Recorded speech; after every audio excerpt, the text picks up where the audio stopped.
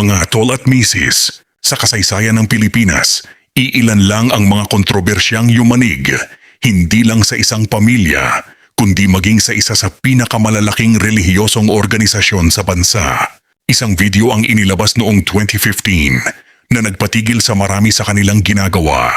Isang lalaki ang humarap sa kamera kasama ang kanyang ina. Sa video, sinabi nilang nangangamba sila para sa kanilang kaligtasan at humihingi sila ng tulong. Ang lalaking iyon ay hindi ordinaryong miyembro. Siya ay si Kaanghel Manalo, anak ng dating Executive Minister ng Iglesia ni Cristo at kapatid ng kasalukuyang pinuno ng simbahan.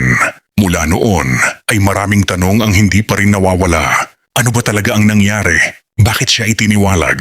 Ano ang naging reaksyon ng Iglesia ni Cristo? Bakit marami ang nananawagang palayain siya? At higit sa lahat, nasaan na nga ba si Kaanghel Manalo ngayon?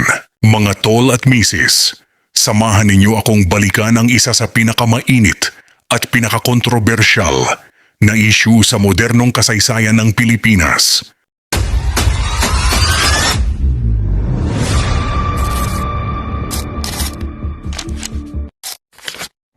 Bago pa man sumiklab ang kontrobersya, kilala si Anghel Manalo bilang anak ng yumaong Executive Minister ng Iglesia ni Cristo na si Eranio Manalo. Matapos pumanaw si Eranio noong 2009, ang pamumuno ng simbahan ay napunta sa kanyang anak na si Eduardo Manalo. Sa paningin ng publiko tila maayos ang lahat.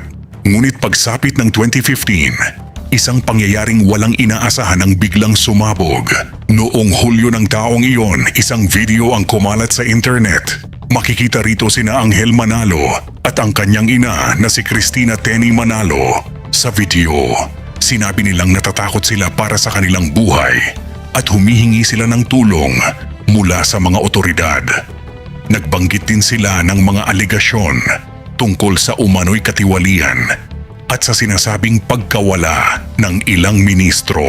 Mabilis na naging viral ang video. Sa loob lamang ng ilang oras ay pinag-usapan ito sa telebisyon, radyo, social media at maging sa ibang bansa. Ngunit mahalagang tandaan mga tol at misis na ang mga ito ay mga aligasyong inilabas ni na Anghel at Tenny. Itinanggi ng Iglesia ni Cristo ang mga paratang at nagpahayag na wala umanong batayan ang mga ito. Hindi nagtagal, inanunsyo ng Iglesia ni Cristo na sina Anghel Manalo at Tenny Manalo ay itiniwalag mula sa organisasyon. Ayon sa ENC, ang dahilan ng kanilang pagtitiwalag ay ang umano'y paglabag sa mga tuntunin ng simbahan at ang paglikha ng pagkakabahabahagi sa hanay ng mga miyembro. Sa pamunuan ng INC, ito ay usapin ng disiplina sa loob ng simbahan. Ngunit para naman sa mga sumusuporta kay Anghel, iba ang kanilang pananaw. Naniniwala silang may mas malalim pang dahilan sa likod ng lahat ng ito. At dito nagsimulang mahati ang opinyon ng publiko. May mga nanindigan sa pamunuan ng iglesia. Mayroon ding naniwala sa panig ni Anghel Manalo. At habang lumalaki ang usapin, ay lalo rin itong naging sentro ng pambansang balita. Naging pambansang balita ang nangyayari. Noong 2015, nagsagawa pa ng mga kilos protesta ang ilang miyembro at dating miyembro ng Iglesia ni Cristo. Ang ilan ay humiling ng mas malinaw na paliwanag tungkol sa mga isyong ibinangon ni Anghel Manalo, habang ang iba naman ay nagpahayag ng suporta sa pamunuan ng simbahan. Sa kabilang banda, mariing itinanggi ng Iglesia ni Cristo ang mga aligasyong ibinabato laban sa kanilang pamunuan. Ayon sa Iglesia, ang mga paratang ay walang sapat na batayan at ang pagtitiwalag kina Anghel at Tenny Manalo ay bahagi ng pagpapatupad ng disiplina ayon sa kanilang mga tuntunin. Habang tumatagal ay tila lalong lumalalim ang hidwaan, ngunit ang mas ikinagulat ng marami ay ang sumunod na kabanata. Noong 2017, nagsagawa ng operasyon ang mga otoridad sa isang bahay sa Tandang Sora, Quezon City, kung saan naroon si Anghel Manalo. Matapos ang operasyon, inaresto siya at ilan pang kasama. Isinampa laban sa kanya ang mga kasong may kaugnayan sa umano'y illegal possession of firearms at iba pang kaugnay na paglabag. Para sa mga otoridad, ang pag-aresto ay bunga ng kanilang operasyon at ng mga ebidensiyang kanilang nakalap. Ngunit ibang kwento ang inilahad ng kampo ni Angel. Ayon sa kanyang mga abogado at mga taga-suporta, inosente umano siya sa mga ibinibintang at iginiit nilang may mga irregularidad sa naging operasyon. Itinanggi rin nila ang mga akusasyon laban sa kanya. Dahil dito, lalo pang nahati ang opinyon ng publiko. May mga nagsabing dapat hayaan ng korte na magpasya batay sa ebidensya. Mayroon namang naniniwalang ang kaso ay may kaugnayan sa mas naunang hidwaan sa loob ng pamilya Manalo at ng simbahan. Gayunman mahalagang linawin, mga tol at misis, na walang desisyon ng hukuman na nagpapatunay na ang pagkakakulong ni Angel Manalo ay dahil sa kanyang mga naging pahayag laban sa pamunuan ng iglesia. Ang usaping iyon ay nananatiling pananaw at aligasyon ng ilan sa kanyang mga taga-suporta, habang ang opisyal na record ay nagpapakitang ang kanyang pagkakakulong ay kaugnay ng mga kasong isinampa ng Estado. Sa paglipas ng mga taon, nanatili si Angel Manalo sa kustudiya habang nagpapatuloy ang mga legal na proseso. Samantala, sa social media at iba't ibang online forum, patuloy namang lumalabas ang mga panawagang Free Angel Manalo. Para sa kanyang mga sumusuporta, siya ay isang taong nagsalita at ngayon ay humaharap sa mabigat na laban. Ngunit para sa iba, ang nararapat ay hintayin ang pinal na desisyon ng hukuman at pairalin ang due process. Sa puntong ito, isang bagay ang malinaw. Ang kwento ni Angel Manalo ay hindi lamang usapin ng relihiyon o pamilya. Isa rin itong usaping legal na patuloy na sinusubaybayan ng publiko. At hanggang ngayon, marami pa ring nagtatanong, ano na nga ba ang kalagayan ni Angel Manalo? Nasaan na siya ngayon? At bakit hanggang sa kasalukuyan ay may mga taong patuloy na nananawagang siya ay palayain? Iyan ang ating tatalakayin sa huling bahagi ng ating dokumentaryo.